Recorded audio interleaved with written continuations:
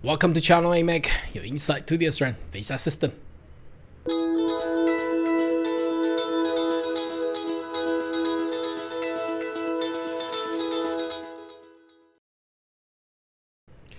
Good day everyone, my name is Gao Yang, your online Build2 visa consultant.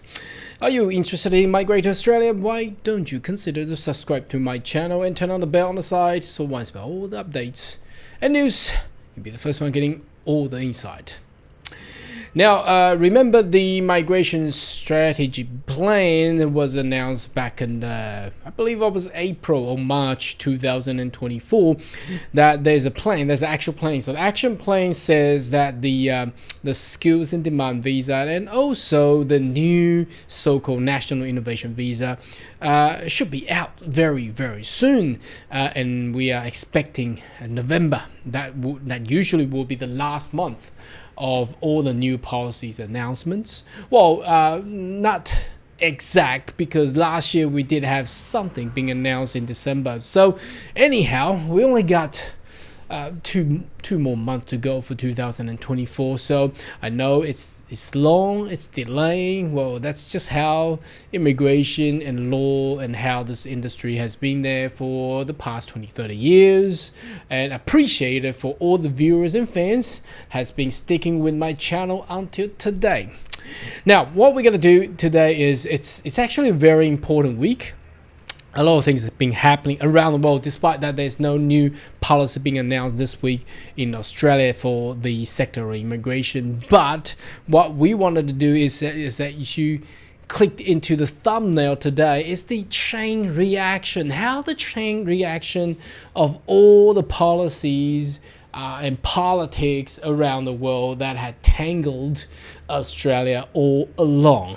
So we are in the global world, despite there has been a tech war, trade war, whatever the war that you're talking about. They're trying to basically reshape the original plan that we already have, and that basically means that all the policy and politics and politicians, whatever that is happening around the world, is actually affecting Australia, and especially with the world of immigration. So that you are seeing right now at the BBC News, well, it's just the BBC, it's everywhere. If you wanted to type in Canada immigration, and you'll see this is on very reason that Justin Trudeau has announced a sharp cut. Now remember, only back a few years ago, Canada was planning for millions and millions of migrants. If you go back to and just Google Canada millions of migrants immigration, a lot of people on the comment in my channel has been commenting that, oh, forget about Australia, just come to Canada. Forget about this, just come to Canada, because Canada does offer a much larger quota for immigrant. However, it's gonna change now. So basically the government of Canada is looking to sharp cut, but it's still a lot more than what Australia is actually offering, because they're cutting from 500,000 down to 395,000. Now remember, Australians only accept, this is permanent intake, permanent residence quotas. The Australians only intaking, I think it was 185 or 180 something thousand. Now last year was 190,000. They were gonna bump up to 200. Now it's still, but considering looking into the economy size and also the population size of the two nations, Canada obviously is larger than Australia. So, but they are still cutting 21%. Now that is a lot. Now what does that tell in the world of immigration, and obviously how would that actually affect Australia? So as you see, it's weird, isn't it? All this English-speaking country is all doing similar stuff. So what they have done earlier this year is they cut the international student number, right? So UK cuts it, and Canada cuts it, and I believe New Zealand did it as well, and Australia cut it as well. We know all the international student cap. Now, I've been talking about the permanent intake. So Australia was talking about the net migration. They want to drop the net migration, and so as well you have just seen Canada is also dropping as well. So then I think a lot of people will go, what? We were we were there to debate we need more migrants. However, what's happening in Canada? How will that affect us? Now, remember the few days ago. I mean, yes, few days ago, and I did a video yesterday that the opposition leader Peter Dutton was talking about the how they're gonna freeze or ban the foreign investors for 2 years, right? And he's coining this idea so that the housing prices can be dropped and the young Australian, the hard-working Australian can actually get their home purchased. Now remember, New Zealand had ban on foreign investors, and so was Vancouver had a ban on foreign investors.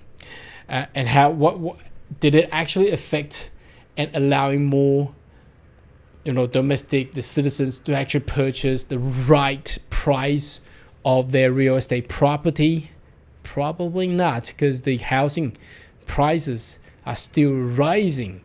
So having a ban on foreign investors would actually have effects towards getting a home purchased. I think we've got to talk about. I think I'm going to think about something else. I have cornered idea just to ban and stop Airbnb and short-term leasing. Perhaps they should provide more exemptions for the domestic purchases or the real estate investors there. So anyhow, this is all affecting each other because every country is calling now and the ideas to actually help out the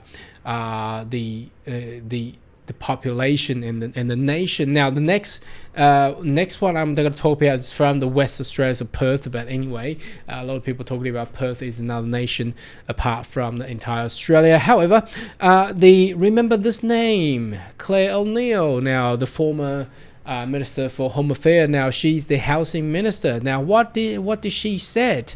Now she said that get rid of stamp duty. Stamp duty is a bad tax. She wanted to get rid of the stamp duty. Now I'm not too sure how that will actually help the housing prices. But I just heard this as the Business Council Australia has been forming up a seminar workshop and talking about how they're going to help the housing sectors. So getting rid of the stamp duty will actually help the housing sector. Now it's actually working opposite, because if it's going to be less stamp duty, then it's obviously it has a favor to the domestic purchasers. But it also favors the foreign investors as well. Well, that's a questionable issue there as well. So I'm not too sure how this will actually work. But I'm just stunning because I think early this year they have just raised the stamp duty or the Foreign Investment Review Board application fees and so on and so forth. Will that actually help or not? Not too sure. Probably can leave a comment what you think about it. Now next is obviously elections. So today is the 26th of October, Saturday. So the state of Queensland will go into a poll. As what we have recording this video now, everybody's heading into the poll, and we should be having a result later tonight, whether the Labor would continue to govern the state of Queensland, because they already done so for 9 years. Will they continue for another one?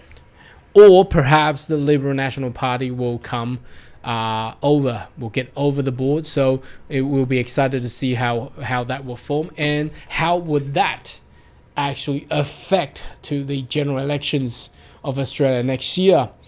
This will all obviously affecting, because what happened back in ACT Canberra is that Labor continued to hold its stand and governing powers in Canberra ACT. But I don't know about the state of Queensland. Will they changed? We don't know. And so was what's coming up for another 10 days is the US election. So whether Harris or Trump will be there, the margin's so slim. I don't think anyone or obviously the media, they are in different positions, but I don't think there is a way to call who will actually win the US election. So this will all affecting us for the future of the 2025 migration policies. As you can see, the trend is more restrictive. It's not open world as what we have experienced before COVID. So that means, I'm not saying they will shut down immigration, but the immigration criteria will be much tougher and higher. So if you wanted to get across and migrate, whether or not you want to go to Canada or come to Australia, the criteria will actually be harder. Anyway, should you have a question or query, more than welcome to leave a comment right down below, and I see you next video. Goodbye.